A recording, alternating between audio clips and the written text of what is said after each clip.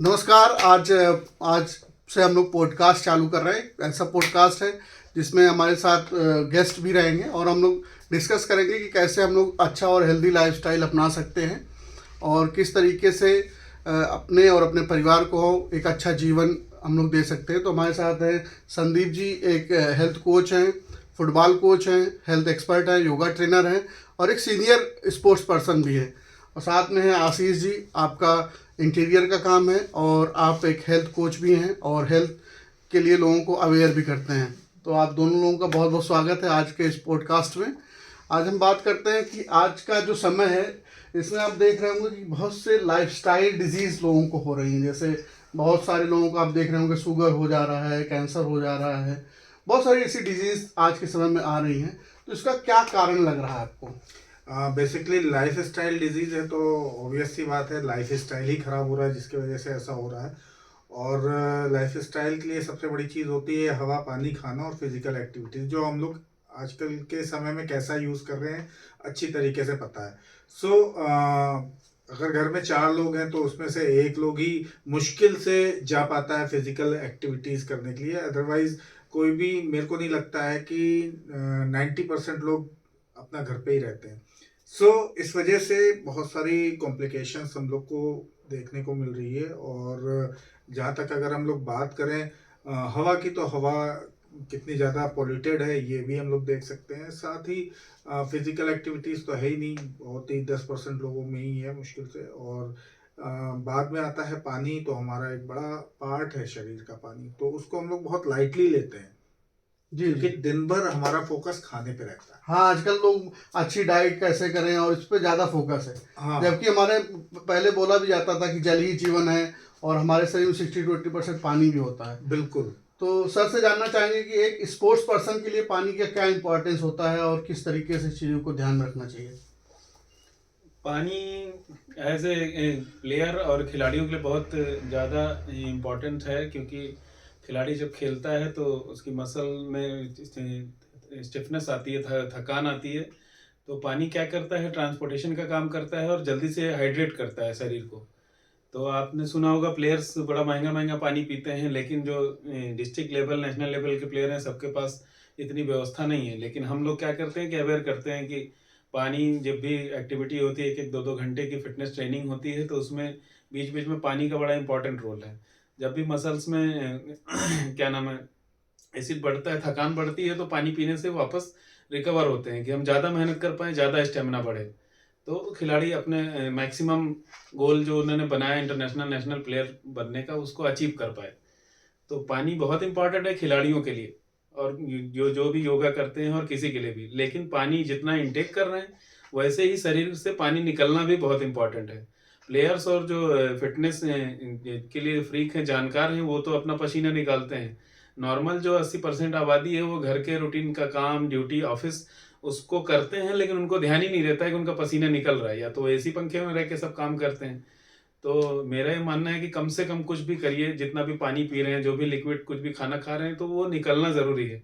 हमारे शरीर से निकलने का मार्ग 2 ही 3 है।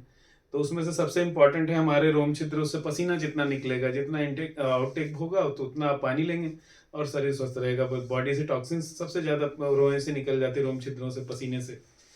अच्छा, एक बात और है, जैसे हमने सुना है कि बहुत सारे स्पोर्ट्स पर्सन बहुत महंगा महंगा पानी पीते हैं। जैसे विराट कोहली जी के बारे में है कि वो बहुत महंगा पानी पीते हैं। बहुत सारे ऐसे लोग हैं। तो इस समय मैं देख रहा हूँ कि पानी का एक अच्छा चलन आ गया है और आप एक डिवाइस को भी प्रमोट करते हैं। तो थोड़ा सा उसके बारे में भी बताइए कि वो लोगों की लाइफस्टाइल को कैसे क्योर कर सकती है और कैसे उससे आम आदमी के जीवन में एक अच्छा हेल्थ बेनिफिट मिल सकता है। हाँ, देखिए, बेसिकली होता ये है कि जो भी पानी हम लोग कंज्यूम करते हैं नॉर्मल तरीके से, या तो बोतल का पानी कंज्यूम करते हैं या तो आरओ का पानी कंज्यूम करते हैं, तो मेन चीज़ ये होती है कि उसके अंदर क्लस्टर साइज कितना बड़ा होता है। तो नॉर्मली जो भी हम लोग पानी आरओ का या बोतल का यूज़ करते हैं, उसमें क्लस्टर साइज उसका जो 15 से 20 होता है। और लेकिन जो हम लोग कैंगन यूज़ करते हैं, तो वो उसका क्लस्टर साइज 4 से 6 होता है। तो ये बहुत इंपॉर्टेंट रोल होता है पानी का। और जैसा कि भाई ने अभी बताया, संदीप जी ने, कि बॉडी को हाइड्रेट होना बहुत ज़रूरी है। तो जितने भी मोटे क्लस्टर के पानी है, वो हमारी बॉडी को जल्दी से हाइड्रेट नहीं करते हैं। जिसकी वजह अच्छा, से मैंने थकान अभी होती आपका है। सुना, आपने कैंगन शब्द का नाम लिया है। मैंने भी बहुत सुना है कैंगन का, इसमें बहुत प्रचलन में भी है और बहुत सारे लोग यूज भी कर रहे हैं। तो आप मुझे थोड़ा सा अपने बारे में बताइए कि आप कब से इस्तेमाल कर रहे हैं, आपको क्या बेनिफिट है, और इसके बारे में थोड़ा सा ब्रीफ में बताइए। हाँ, मैं एक्चुअली 1.5 साल हो गया मुझे कैंगन यूज़ करते हुए। और उससे पहले जब मैं कैंगन नहीं यूज़ कर रहा था, मुझे बहुत सारी प्रॉब्लम थी। मेरा यूरिक एसिड बहुत जल्दी जल्दी हाई हो जाता था, क्योंकि नॉनवेज मैं खाता हूँ। सो यूरिक एसिड हाई होने की वजह से मुझे गाउट्स की प्रॉब्लम होने लगी थी। और उसके बाद मेरा स्टमक भी डिसऑर्डर रहते थे हमेशा। लेकिन जब से मैंने कैंगन यूज़ करना स्टार्ट किया है, तो उसके बाद से मुझे ये सारी प्रॉब्लम से निजात मिल गया है। प्लस थायराइड मेरा था, वो ख़त्म हो गया है। शुगर लेवल मेरा सही रहता है, बीपी मेरा नॉर्मल है। लेकिन जितने भी जॉइंट्स पेन थे, वो ऑलमोस्ट ख़त्म हो चुके हैं। तो मुझे इन सारी चीज़ों से छुट्टी मिल चुकी है। और आज के समय में, आज के दौर में, जैसा हम लोग एसी में रहते हैं, पंखे में रहते हैं, फिजिकल एक्टिविटीज़ हमारी नहीं है, तो ये कैंगन मोटर जो है हम लोगों को इन सारी चीज़ों से बाहर निकाल देता है। अगर जी फिजिकल जी। एक्टिविटीज़ कम भी है, तो हम केवल पानी से ही अपने वेट को लूज कर सकते हैं। पानी से ही हम बहुत सारी कॉम्प्लिकेशंस जो हम फेस करते हैं, उन सारी चीज़ों को ख़त्म कर सकते हैं। अच्छा, मैं अपने व्यूअर के लिए बता दूं कि इसका डिस्क्रिप्शन और इसका वीडियो का लिंक मैं आपको शेयर कर दूंगा, तो आप उसका जाके डिटेल में देख भी सकते हैं कि क्या है और उसके बारे में। तो हम और पूछते हैं कि स्पोर्ट्स जो बिगनर हैं, जो अपनी परफॉर्मेंस को और इंक्रीज़ करना चाहते हैं, जो अभी अभी जो उन्होंने शुरू किया है, चाहे वो टेनिस हो, बैडमिंटन हो, तो चूंकि हमारे साथ में एक फुटबॉल कोच भी हैं, तो थोड़ा सा इनसे हम लोग जानेंगे कि किस तरीके से पतले पानी का जो क्लस्टर होता है, जैसे कि आपने बताया है, वो किस तरीके से आपकी परफॉर्मेंस को बढ़ा देता है, आपकी परफॉर्मेंस अच्छी हो जाती है। आपका हाइड्रेशन, जो स्पोर्ट्स में ज़रूरी होता है हाइड्रेशन, वो किस तरीके से हाइड्रेशन आपका अच्छा हो जाता है, जिससे आपकी परफॉर्मेंस बढ़ जाती है। तो थोड़ा सा इसके बारे में बताइए। देखिए, जब हम लोग ट्रेनिंग या प्रैक्टिस मैच या कुछ भी कर रहे होते हैं, तो जब वार्म अप या स्ट्रेचिंग करते हैं, रनिंग करते हैं, तो फिर हमारे शरीर से पसीना निकलता है और नमक भी निकलता है, शुगर भी निकलती है, तो फिर हमको वापस चाहिए होती है। लेकिन हम वो कुछ भी लेते हैं फ्रूट्स के माध्यम से, मिठाई के माध्यम से, जो भी लेते हैं ड्राई ड्राई चीज़ें, उसको जो है शरीर में लगने के लिए या उसको शरीर के एक एक मसल तक मॉलिक्यूल में पहुंचाने के माध्यम पानी है।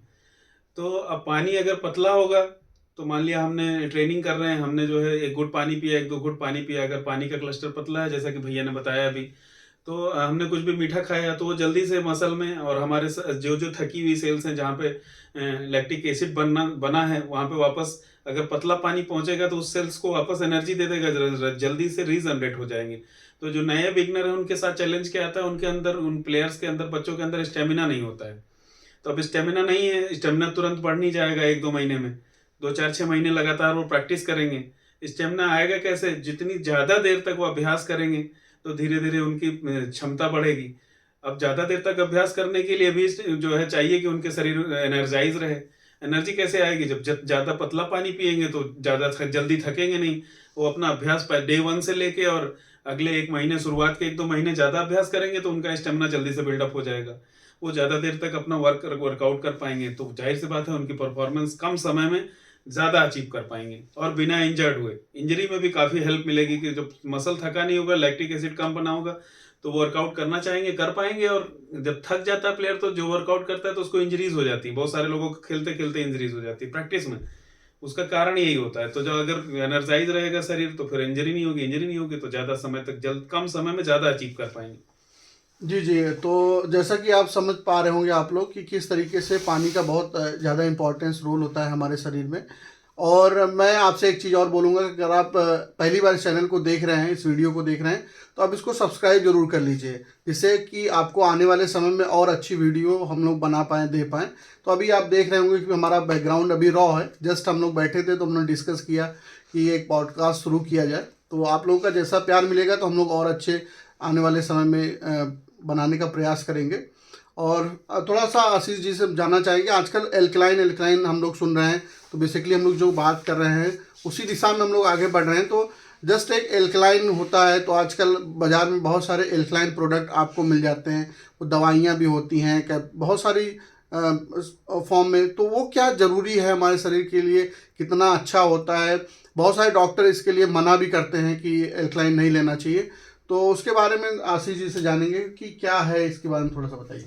हाँ, बहुत अच्छा सवाल है निर्भय जी आपका। बहुत ज़रूरी सवाल है। बहुत ज़रूरी सवाल है, और लोगों को इस अल्कलाइन नेचर के बारे में ना बहुत सारी, तो बेसिकली लोगों को अल्कलाइन के बारे में बहुत सारी गलतफहमियां हैं, और लोगों ने अपने मन में जो है इसके प्रति कुछ ना कुछ विचार बना लिए हैं, जो सही तरीके से लोगों को नहीं पता है कि अल्कलाइन होता क्या है। तो अल्कलाइन बेसिकली हमारे बॉडी का एक पीएच होता है, जो हमारे ब्लड का, जो 7.36 से 7.4 तक होता है। तो बेसिकली हमारा बॉडी अल्कलाइन नेचर में ही रहना पसंद करता है, क्योंकि ब्लड का पीएच जब 7.36 है तो उसके ऊपर ही हम लोगों को चीज़ों को लेना चाहिए। दूसरी चीज़, जो मार्केट में अल्कलाइन प्रोडक्ट मिल रहे हैं बेसिकली वो मेडिकेटेड है, और वो हम लोगों को वो सारी चीज़ें हार्म करती हैं। लेकिन जो भी नेचुरल तरीके से हम लोग अल्कलाइन ले रहे हैं और अपनी बॉडी को अल्कलाइन मेंटेन कर रहे हैं, तो वो हम लोगों के लिए बेनिफिट है। तो कोशिश करें अल्कलाइन जो है उसको सिंथेटिक रूप में ना लें, या उसको मेडिकेटेड रूप में ना लें, लेकिन नेचुरल तरीके से आप जितना अल्कलाइन ले सकते हैं वो लें। खीरे को अगर हम काटते हैं और 1 गिलास पानी में डालते हैं तो वो पानी अल्कलाइन हो जाता है, बट वो हमको हेल्थ बेनिफिट नहीं देता। या पान में खाने वाला चूना अगर हम पानी में डाल देते तो वो भी अल्कलाइन हो जाता हाँ, है। मेरा यही सवाल था कि चूना भी एल्कलाइन होता है, तो उससे अच्छा लोग पानी में चूना डाल के ही पीना चालू कर दें। हाँ, लेकिन वो हमारे आंतों की क्या दशा करेगा वो हम सब अच्छी तरीके से जानते तो हैं। हम लोगों का एक नैतिक कर्तव्य है कि आप लोगों को सही चीज़ों के बारे में एक जानकारी दे बताएं।